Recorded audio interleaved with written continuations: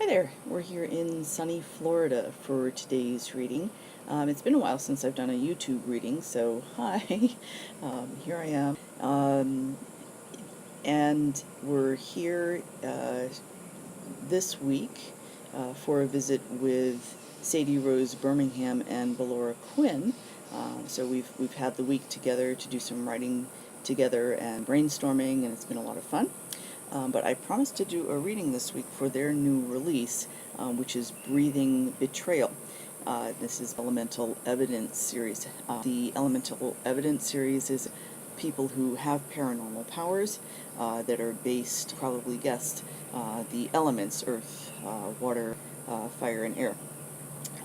This second book, Breathing Betrayal, is, or no, it's not Breathing Betrayal. Burning Boundaries is what we have, Burning Boundaries. And that's mostly about Jake, who is a fire air elemental, so you just kind of have to keep that in mind. But this is just a little scene with Jake and Mari's mom to kind of, you know, as I can here, I'm reading off of a phone, and, you know, you guys who know me know that my eyes are terrible, so I'm going to do the best I can here. So, here, from Burning Boundaries by Ballora Quinn and Sadie Rose Birmingham.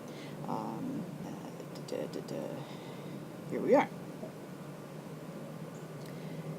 Have some toast, Mari says, mouthful, pushing the plate of buttery squares toward him. And good, she makes the best scrambled eggs. They certainly looked good, buttery and fluffy, light, spiced up with a crack of black pepper of oregano. Murray spooned the toast as Annie told him off for talking with his mouth full. He pulled a face at her, and without looking up from her screen, she said, "You'll stick like one day." Jake smiled at their personal rituals. He knew she didn't baby Mari, just as she understood that their banter didn't embarrass him, and filled the growling hole in his belly that was reminding him how long he'd gone without food. They had been planning to eat it, and he was ravenous. When they had eaten their fill, he towed him over to the long, comfortable sofa, and they curled up there with their coffee, glad and normality after everything that had happened last night. Annie glanced over her laptop at them, assessing 2 inches shorter, her loose blonde with silver around the edges. Blue eyes were his, and so was the set of her mouth as she surveyed them both. "You feeling okay? No queasiness? Breathe all right?" she quizzed him. But he was tired, having not gotten much sleep. Her throat was less raw. "We'll be okay, I think," he said. "The angel just said to get some rest. For work." "Well, he had much sense, at least," Annabelle huffed, and returned to her screen. For a while the only sounds were the tap-tap-tap, the muted voice of the newsreader, and the lazy birdsong from the garden. His slim, cool hands covered Jake's larger, warmer ones as he closed his eyes for a while, playing on his lips. Lightly, his fingertips, invisible patterns on Jake's arm, heaved a quiet sigh of contentment. The stillness was unbroken until it reached for the TV remote on the arm of her chair and turned, murmuring, "I think that's you." They both sat up straighter, twisting about to look at the screen, which showed a film to go by. One moment. Reading in a flight path. They both sat up straighter, twisting about to look at the screen, which showed a familiar smoke-wreathed early morning and a cold and brassed-off-looking feeling, spending Saturday morning covering the aftermath of an inconclusive. "Police have not yet ruled out the possibility of a terrorist attack, but no threats," she was saying atonally. "Investigators have still to establish a connection between last night's fatal fire and the death of now identified as Milda Kilis outside the Lithuanian embassy on Thursday afternoon." "That's what got my cab driver to herself on the street. Weird." "Been at the scene of 2 mysterious fire deaths in the space of 24 hours? Read Ilmarinen," Annabelle teased. "Shut up," Like the cabbie said, this kind of thing's going on all the time, I'm sure. They're only reporting it because they happen close to one another. They'll find out it's what they were protesting about, Jake asked, more to wind him up than anything else. "My fault they're rubbish at protesting?" Mari said airily. "Where did you go on Thursday?" Jake inquired, curious because he knew that Mari was not in at the moment, though he wasn't sure if this. "Just an interview," simply. "Some government department wanted to hear back from them yet, Ilmari?" Him in a fond tone that answered Jake's unspoken question. "No, not yet," himself, and reached for the remote. Can we watch Countdown? This is depressing. Jake studied Mari rather more intense, sexual in the look. He wondered if he knew how he twitched his shoulder blades when he was... What he didn't understand was why. Why Mari didn't want him to know about the interview.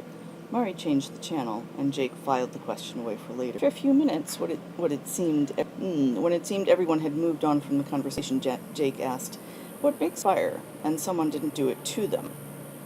Mari made a dismiss. "If someone had set the guy in the basement on fire, we'd have heard about it. Like your friend Fireman Sam said, it would have taken some serious effort to make him burn like that. Drop a match on yourself and go up like a space shuttle, do you? We were down there when he went up. We didn't see it.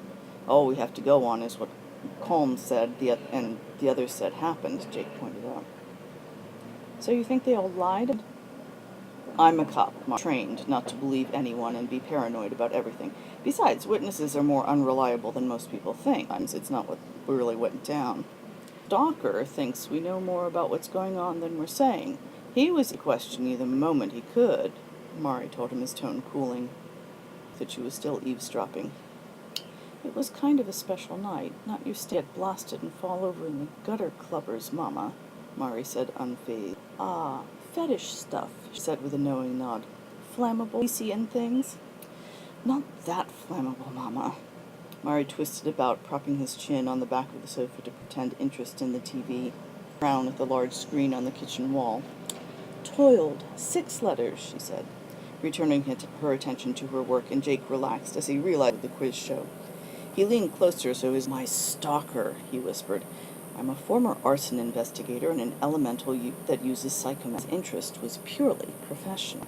A sidelong eye on the game. "To the trouble of finding out you were there and who you were with, and of all the people there, he came to you first. He's probably jealous. Probably thinks I lured you into a fetish club and endangered life, or maybe that I somehow set the fire." Struggled not to break into an amused grin. "He's the jealous one?" "I think we torched the place, although to get a rise out of you." "Why would he want to do that, I wonder?" Mari squirmed around, completely in arms along the back of the sofa, still watching the screen. "I don't know. Maybe when you're bristling possessively." Mari pursed. "Dildo?" Mari turned his head again. "It's for you, child," Annie pointed out. "I can see it. I'm sure anyone else can see it. Jake, am I wrong?" "Well, considering that Coraline didn't invite me back to his when I sent a message that I'm only interested in seeing one person," Jake answered. Annie turned her head to look a question at her son. "Enough?" "He's here, Mama, not there." Mari slid back down onto the sofa cushions and slid his arms around to kiss Jake on the nose. His mother smiled and snorted softly. "Take him upstairs, for goodness sake." Jake pressed his lips together, trying not to laugh. Alrighty. So that, despite the machine noises and the airplanes overhead, is from Burning Boundaries. It's from Pride Publishing. I'll put some of the links down below, by Ballora Quinn and Sadie Rose Birmingham. Go check it out. It's a very fun series. And I will talk to you guys next time.